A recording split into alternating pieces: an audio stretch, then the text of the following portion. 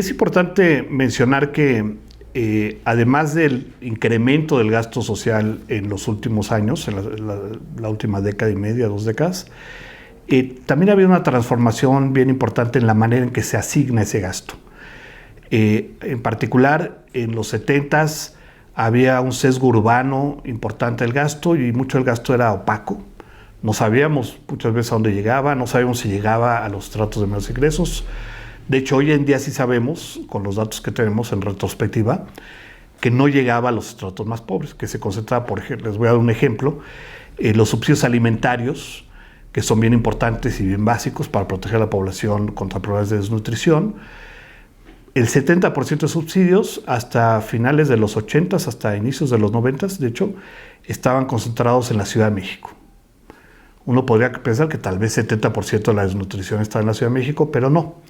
Más o menos 7% de los niños con problemas de desnutrición estaban en la Ciudad de México y el 70% estaba en el sureste del país, donde llegan más o menos 15% de los subsidios, ¿no? Entonces, había una asignación casi al revés de como debería ser. ¿Por qué? Pues por distintas razones, en parte por razones de economía política, de qué grupos pueden demandar recursos y derechos en forma más efectiva, que son los grupos más urbanos, más organizados, y no los grupos más aislados, indígenas en el sur del país. Es un tema bien importante y además está el hecho de que pues, es mucho más fácil gastar en zonas urbanas y crear programas y llevar servicios que zonas rurales apartadas. Ahora, afortunadamente, a partir de los 90s y en años más recientes, se transformó también eso. Al mismo tiempo que aumentó el gasto social, se crearon mecanismos para redistribuirlo o distribuirlo de forma mucho más efectiva a las poblaciones más pobres. Un ejemplo notable es Progresa, que después se convirtió en Oportunidades y en Prospera, que básicamente es un programa que le paga a la población, le da una transferencia condicional a la población más pobre y que lo hace condicional a que use los servicios públicos.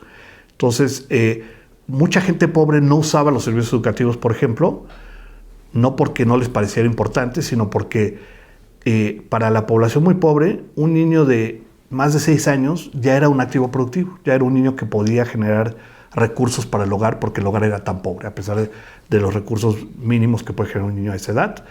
Pues el trabajo en el campo, la ayuda en la casa, hacía que al terminar la educación primaria, los hogares, a los 11 años más o menos, los hogares sacaran a sus niños de la escuela y los mantuvieran en actividades económicas, perdiendo todas las oportunidades económicas que le hubiera dado a ese niño continuar con la educación. Entonces, ese tipo de programas lograron transformar la asignación, no nada más crearon transferencias que llegaron en forma muy bien focalizada a la población más pobre, sino además hicieron que el gasto educativo y el gasto de salud mismo se volviera mucho más pro pobre. Antes de eso, los que disfrutaban más del gasto público social eran los estratos de ingresos medios y altos.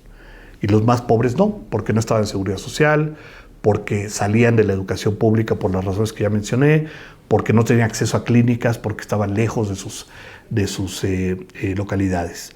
Entonces, eso es una cosa que se corrigió. Y un tercer elemento bien importante que es importante mencionar es que se volvió más transparente y mejor evaluado el gasto público. Antes pues se gastaba y se contaba en el mejor de los casos pues, cuántas camas censales, cuántos doctores, cuántos maestros, pero no se contaba pues, qué lograron esos recursos, cómo se redujo los problemas de salud, cómo mejoraron la calidad de la educación de los niños, cuánto ganan más los niños. A partir de la misma Ley General de Desarrollo Social, se crearon instancias de evaluación, por ejemplo el Coneval, otra vez en su segunda función, no la medición de la pobreza, sino la evaluación de los programas sociales, que lograron mejorar, medir, hacer transparente el uso de los recursos sociales. Entonces, hoy en día tenemos evaluaciones para el conjunto de programas sociales y esas evaluaciones nos ayudan a informar qué está funcionando y qué no está funcionando. Déjenme hablarles ahora de cada ámbito del gasto social, en particular de los grandes ámbitos que ha funcionado y qué retos persisten.